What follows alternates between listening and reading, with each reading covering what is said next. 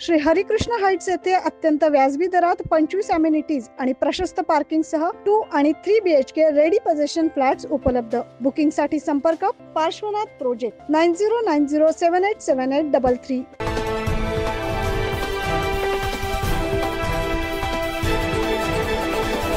मे 2016 मध्ये देशाची सीमारेषा चुकून ओलांडून पाकिस्तानात गेलेले जवान चंदू चव्हाण हे 3 महिने पाकिस्तानात होते। 3 महिन्यानंतर जवान चंदू चव्हाण यांना जिनिव्हा कायदा अंतर्गत मायदेशी आणण्यात आलं।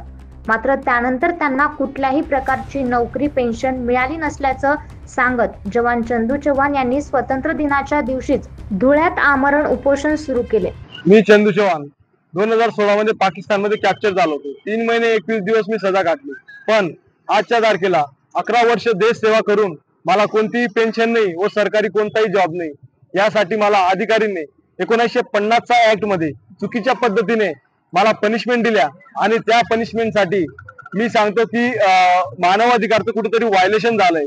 1950 च्या ऍक्ट मध्ये ब्रिटिश लॉ जो अंग्रेजांचा रूल आहे, कानून आहे, त्या ऍक्टच्या माध्यमाने मला जे पनिशमेंट दिल्यात त्याच्यामध्ये माझं हनन झालेलं आहे। आणि त्या व्यतिरिक्त आज तुम्हाला सांगू इच्छितो, एक पाकिस्तानाहून सीमा जर येते तिला नागरिक बनवलं जातं, तिच्या देशामध्ये आपल्याला घर बांधून देता आणि एका जवानाला अन्यायासोबत लढावं लागतंय। आज 15 ऑगस्ट स्वातंत्र्य दिवस 78वा, तरी मला आज उपोषणाला न्यायासाठी लढावं लागतंय। माझं 15 महिन्याचं बाळ आणि माझी पत्नी आहे।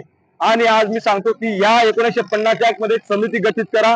राज्य सरकार आणि केंद्र सरकार यांनी हस्तक्षेप घेऊन मोठ्या प्रमाणे या ऍक्टला चेंजिंग करायला पाहिजे। हे उपोषण माझं चालू राहणार आहे। असे जवान असंख्य शहीद आणि सुसाईड होऊन जातात या नावाने।